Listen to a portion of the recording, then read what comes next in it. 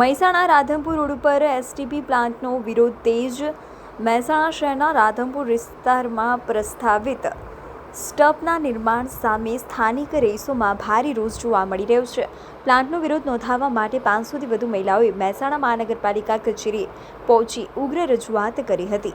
વિરોધ કરી રહેલી મહિલાઓનું કહેવું છે કે રહેણાંક વિસ્તારમાં ગટર પાણી શુદ્ધિકરણ પ્લાન્ટ બનાવવામાં આવશે તો દુર્ગંધ, પ્રદૂષણ અને આરોગ્ય સંબંધિત ગંભીર સમસ્યાઓ ઊભી થઈ શકે છે। આથી પ્લાન્ટનું કામ તાત્કાલિક બંધ કરવામાં આવે તેવી માંગ ઉઠવામાં આવી છે। મહિલાઓએ ચીમકી ઉચ્ચારી છે કે જો તેમની માંગણીઓને અવગણવામાં આવશે અને પ્લાન્ટનું કામ ચાલુ રહેશે તો આગામી દિવસોમાં વધુ ઉગ્ર આંદોલન કરવામાં આવશે। ઉલ્લેખનીય છે કે મહેસાણા મહાનગરપાલિકા દ્વારા શહેરના ગટર પાણીના શુદ્ધિકરણ માટે એસટીપી પ્લાન્ટ તૈયાર કરવાની કામગીરી હાથ ધરવામાં આવી રહી છે, પરંતુ સ્થાનિક રહેવાસીઓ તેનો સતત વિરોધ કરી રહ્યા છે। મારું નામ મોદી હાર્દિકભાઈ।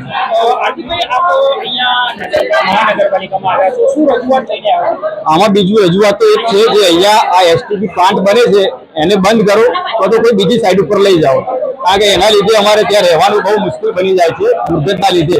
હાલ એકચ્યુઅલી અમે દુર્ગંધ તો સહન કરીએ છીએ।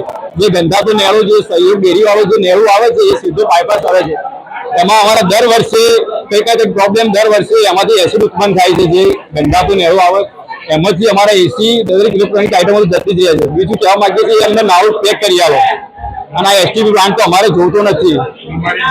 અને ત્યાં આગળ 10, 8, 9 સોસાયટીઓ હાલ રહેવાસી છે। બીજી સાઈડમાં ખેતરો પડ્યા છે, એમાં બી સ્કીમો ચાલુ થાય છે, એટલે ટૂંકમાં એ ડેવલપ એરિયા છે હાલ। હા, આમ તો આપણા મોદી સરકાર સ્વચ્છ ભારત સ્વચ્છ મિશન ઉપાડીને ફરે છે, તો અમને આનો ન્યાય મળવો જોઈએ તાત્કાલિક। ન્યાય નહીં મળે તો શું કરશો આપણે? તો અમે આ અમારી ચીમકી ચાલુ રાખીશું। શું નામ તમારું? પારુલબેન, કૃષ્ણ ગોકુલ સોસાયટી। બેન, શું સમસ્યા છે અને અત્યારે હાલ તમે મનપામાં દોડી આવ્યા છો મોટી સંખ્યામાં, એ બાબતે શું? અમારે ગટર જે ગંદુ પાણી કેનાલમાં જાય છે એ ખુલ્લી જ છે અત્યાર સુધી, અને હવે એનો પ્લાન્ટ બનાવે છે કે ગંદુ પાણી ત્યાં લાવીને એને ચોખ્ખું કરવા।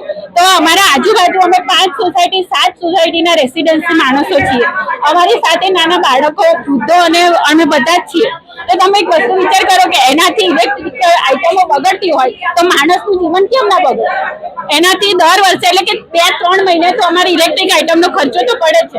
અમારું ઘરનું ચલાવવાની એની અર્થવ્યવસ્થા ખોરવાઈ જાય છે, તો એમાં અમારો ખર્ચો વધી જાય, અને એના પછી આ જે ગટરનું ગંદુ પાણી આવશે તો અમારા નાના છોકરાઓને, વૃદ્ધોને એમની સ્વાસ્થ્યમાં તકલીફ પડશે, તો એ તો અમારો ખર્ચો તો વધેલો જ છે।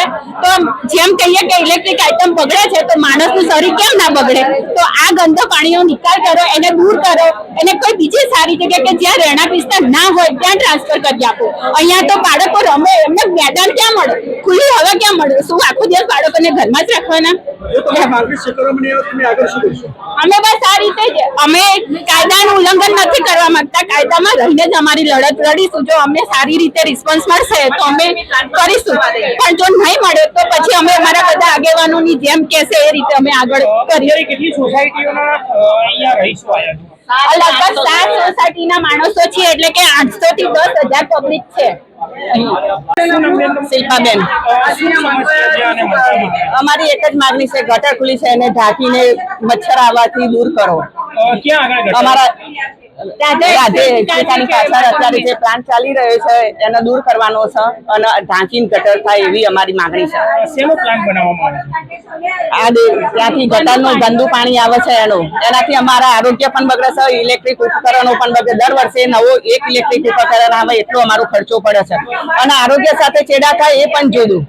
આપ અત્યારે મનપામાં દોડી આવ્યા છો બધા સંખ્યામાં, મોટી સંખ્યામાં, એ બાબતે શું રજૂઆત કરવાની?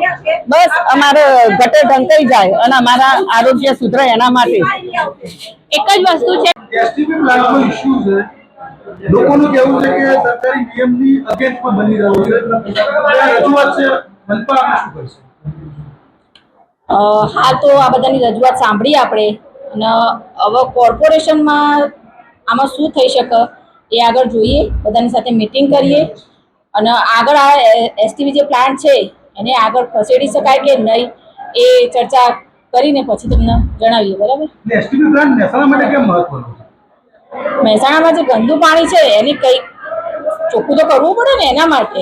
એક જીયુડીસી નો પ્લાન્ટ બનેલો છે મહેસાણામાં, હજુ એવું રનિંગ થયો નથી, આપના આઈડિયા હોય એ વિશે કોઈ આઈડિયા નથી હોતો. છે નાગલપુર વિસ્તારમાં જીયુડીસી હા પ્લાન્ટ બનાવેલો છે. હા હા હા એ પ્લાન્ટ હજુ રેગ્યુલર થયો નથી, તો હવે બીજો એસટીપી પ્લાન્ટ બનાવવાનું કારણ શું? ચાલુ જ છે મારા ખ્યાલથી પ્લાન ચાલુ છે. હા એ અંડર પ્રોસેસિંગ છે, એ પૂરો નહીં થયેલો.